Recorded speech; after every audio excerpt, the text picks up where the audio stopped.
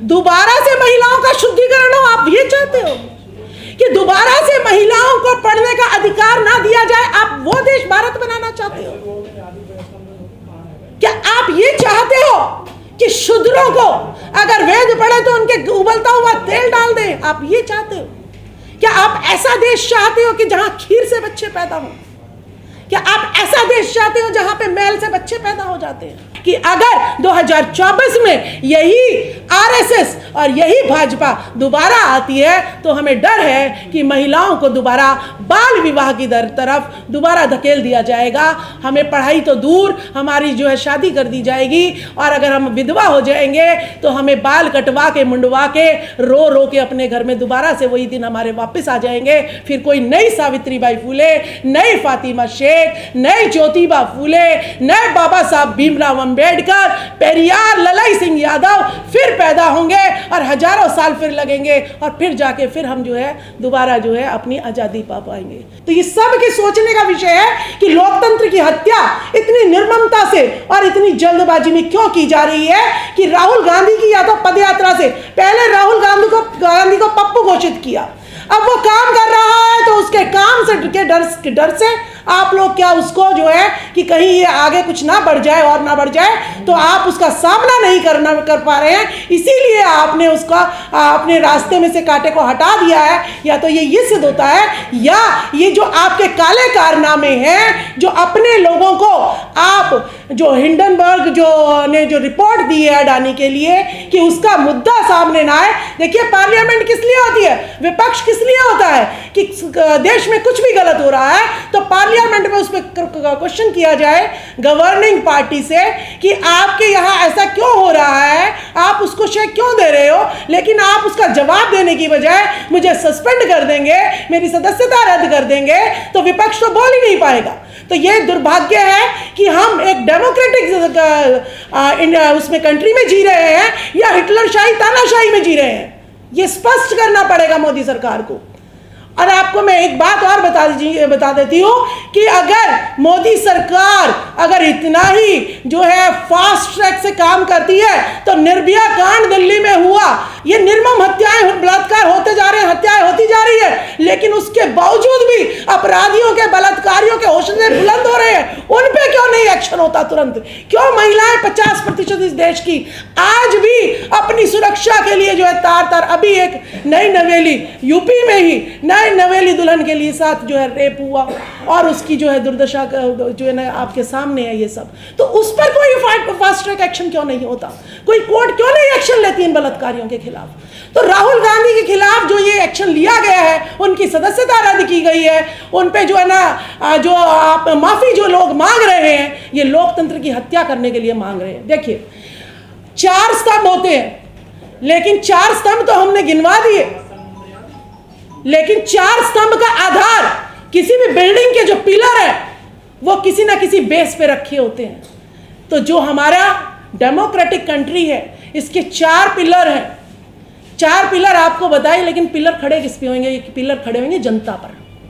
जनता इसका आधार है चारों पिलर का, और इस जनता को 85% जनता को आपने तिल तिल कर बेरोजगारी की कगार पर खड़ा कर दिया है। महिलाओं को दोबारा से आप लोगों ने उसी दहशत में जीने के लिए मजबूर कर दिया है। मुश्किल से सावित्रीबाई फुले जी, फातिमा शेख जी ने हमें जो है बोल्ड बनाया था, शिक्षित बनाया था।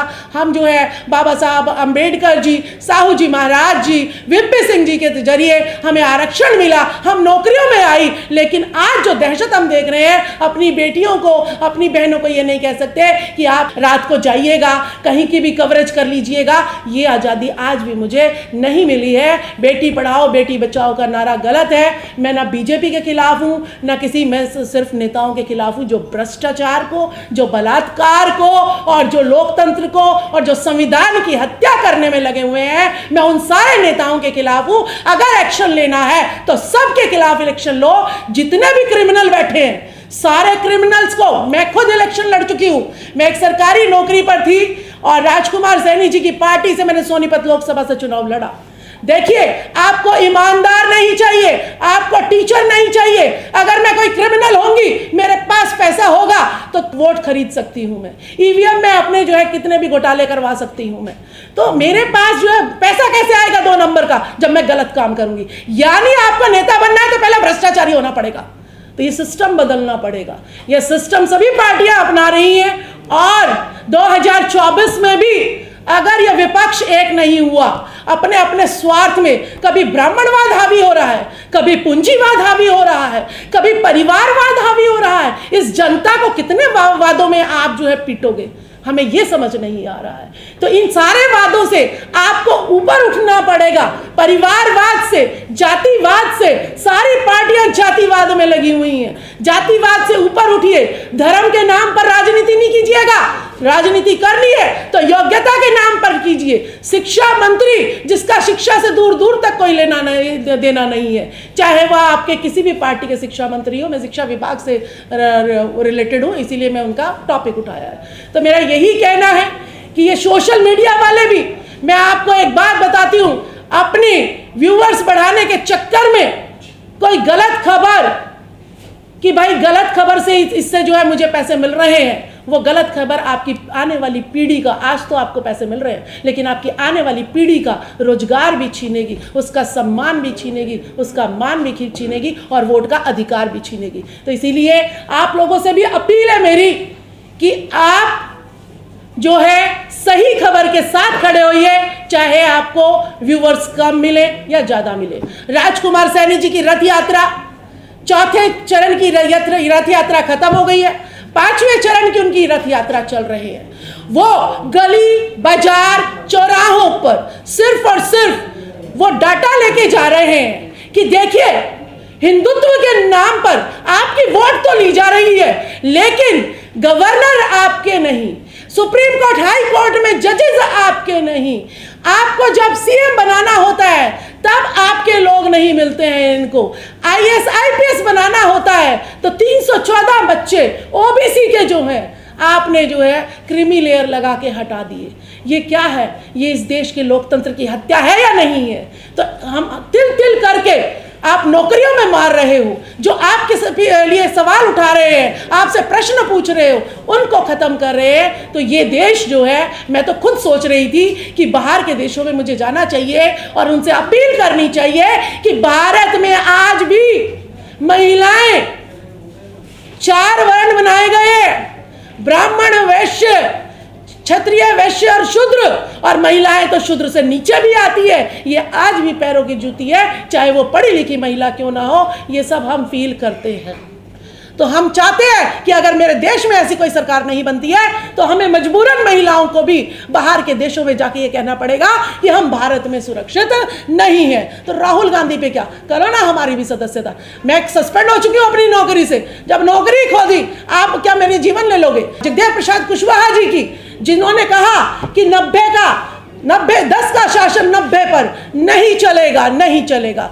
90 भाग शोषित है, इसका जो है धन, जमीन, शासन, सत्ता, प्रशासन पर इसकी हिस्सेदारी होनी चाहिए। हमें आरक्षण नहीं चाहिए, हमें भीख नहीं चाहिए। ये मेरे नेताओं की कमजोरी है। जितने भी बैकवर्ड के, जितने भी SC ST के, जितने भी माइनॉरिटी के MP MLA बैठे हैं, आज सरकार गिरा सकते हैं लेकिन अपने स्वार्थों में लिप्त हैं। अपना बिजनेस चमकाना है क्या तुमको?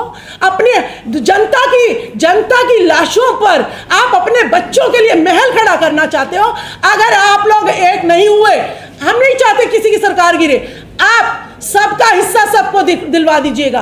राजकुमार सैनी जी कहते हैं 100% आरक्षण, जिसकी जितनी संख्या बारी उतनी उसकी हिस्सेदारी। ये ML MP रखे ना अपनी बातें। प्रधानमंत्री नरेंद्र मोदी जी को कहिए कि हम आपका समर्थन करेंगे, सबका हिस्सा सबको दे दीजिए। ये धर्मनिरपेक्ष देश है। संविधान में साफ साफ लिखा हुआ है कि यह धर्मनिरपेक्ष देश है। हर किसी को उसकी इच्छा के अनुसार धर्म को मानने की इजाजत है। आप एक धर्म को बढ़ावा देने के लिए सरकारी पैसे को खर्च खर्च कर रहे हो। ये सरकारी पैसा आपके बाप दादा का पैसा नहीं है, ये जनता के खून पसीने का कर है, ये टैक्स है जिसको आप सिर्फ और सिर्फ आज एक धर्म के प्रमोशन के लिए लगा रहे हो। तो ये भी बहुत बड़ा जो है जुर्म है। आप बाबाओं के कितने जो है आपको मिल रहे हैं केसेस, और फिर भी हमारे बाबा रोज नए पैदा हो रहे हैं। भाई इतनी बड़ी तादाद में कोई गुरु पैदा हो रहा है, अच्छा उसका तो आप नहीं दिखाते। कोई डॉक्टर जो है भारत में बहुत अच्छा काम कर रहा है, उसका तो आप नहीं दिखाते। कोई वकील जो है जनता के फेवर में काम कर रहा है, उसका तो आप नहीं दिखाते। ये पाखंड और अंधविश्वास महिलाओं में भर भर के 50% महिलाओं को आज इस देश का दुश्मन क्यों बना रहे हो आप लोग? ये सवाल है हमसे। राहुल गांधी क्या सवाल करेंगे? सवाल ये सारी महिलाएं करेंगी, पढ़ी लिखी महिलाएं करेंगी, जो सावित्रीबाई फूले के दिए हुए हथियार से, शिक्षा रूपी हथियार से आपसे सवाल कर रही हैं कि हमें पाखंडी क्यों बनाया जा रहा है, हमें व्रत का डर, हमें उपवास का डर, हमें जो है चांद सितारों का डर क्यों दिखाया जा रहा है। हमें हमारी नौकरी दे, हमारी हिस्सेदारी दीजिएगा, नहीं तो ये MP MLA, ये महिलाएं अगर जागरूक हो गई तो ये पिटेंगे। मैं ये कह रही हूं, अगर इन्होंने हिस्सेदारी नहीं ली, अपने अपने समाजों की मुखौटा दिखा के वोट तो ले लेते हो, लेकिन हिस्सेदारी नहीं देते आप लोग। या तो इसी पार्टियों में रहकर अपनी हिस्सेदारी मांग लो अपने लोगों की, नहीं तो पार्टी छोड़ दीजिएगा। प्रधानमंत्री की कुर्सी जाती है जाए, लेकिन अपने लोगों का हक नहीं जाना चाहिए, क्योंकि जनता है तो ये देश है, जनता है तो 4 पिलर काम करेंगे, जनता है तो संविधान काम करेगा। जनता को अगर जितना भी आप नकारोगे, उतना ही जनता जो है ज्वालामुखी बन के आपके फटेगी, और वो दिन दूर नहीं है जब जूते लेके आपकी जो है धुनाई करेगी। तो मैं यही कहना चाहूंगी सबसे कि जो है सारा विपक्ष एक हो जाओ। और क्या चाहते हो कि दोबारा से महिलाओं का शुद्धिकरण हो? आप ये चाहते हो कि दोबारा से महिलाओं को पढ़ने का अधिकार ना दिया जाए? आप वो देश भारत बनाना चाहते हो? क्या आप ये चाहते हो कि शूद्रों को अगर वेद पढ़े तो उनके उबलता हुआ तेल डाल दें? आप ये चाहते हो? क्या आप ऐसा देश चाहते हो कि जहां खीर से बच्चे पैदा हो? क्या आप ऐसा देश चाहते हो जहां पे मैल से बच्चे पैदा हो जाते हैं? तो ये आपको सोचना पड़ेगा कि जो है आप साइंटिफिक साइंस आज सब जो है मोबाइल हाथ में लिए हुए हैं, लेकिन धन्यवाद भगवान का करते हैं, धर्म का करते हैं। उस साइंस का कोई धन्यवाद नहीं करता, उस गुरु का कोई धन्यवाद नहीं करता, उस किसान का कोई धन्यवाद नहीं करता, उस सिपाही का कोई धन्यवाद नहीं करता जो इनको कुछ दे रहा है। जो नहीं दे रहा है उसके पीछे लोग पागल हो रहे हैं। तो ये देश जो है गुमराह हुए जा रहा है, इस हद तक गुमराह हुआ जा रहा है कि अगर 2024 में यही RSS और यही भाजपा दोबारा आती है तो हमें डर है कि महिलाओं को दोबारा बाल विवाह की तरफ दोबारा धकेल दिया जाएगा। हमें पढ़ाई तो दूर, हमारी जो है शादी कर दी जाएगी, और अगर हम विधवा हो जाएंगे तो हमें बाल कटवा के मुंडवा के रो रो के अपने घर में दोबारा से वही दिन हमारे वापस आ जाएंगे। फिर कोई नई सावित्रीबाई फूले, नई फातिमा शेख, नई ज्योतिबा फूले, नए बाबा साहब भीमराव अंबेडकर, पेरियार, ललाई सिंह यादव फिर पैदा होंगे, और हजारों साल फिर लगेंगे, और फिर जाके फिर हम जो है दोबारा जो है अपनी आज़ादी पा पाएंगे। तो इसीलिए विपक्ष से हमारी अपील है, सारे स्वार्थ छोड़िए, जातिवाद छोड़िए, परिवारवाद छोड़िए, अहम छोड़िए, और एक होकर इस दानव रूपी विकराल रूपी जिसने सारा प्राइवेटाइजेशन की तरफ हमें धकेल दिया, न्यू एजुकेशन पॉलिसी 2020 इस देश को बर्बाद करने की पॉलिसी है, हम इनका जो है भरसक विरोध करते हैं। तो आप सारा विपक्ष अगर एक हो जाए तो यानी 85% 90% जनता, नेता जो है 3-4% नेता होते हैं, बाकी जनता होती है। अगर ये जनता एक विपक्ष एक हो जाए तो हमारा जो है सत्ता हमारे हाथ में है, और जनता का हक अधिकार, हिस्सेदारी, जिसकी जितनी संख्या भारी उतनी उसकी हिस्सेदारी उसको मिल जाएगी, और ये देश दोबारा से विश्व गुरु बनेगा, अखंड भारत बनेगा। इससे पहले ये बनने वाला नहीं है। बहुत बहुत धन्यवाद।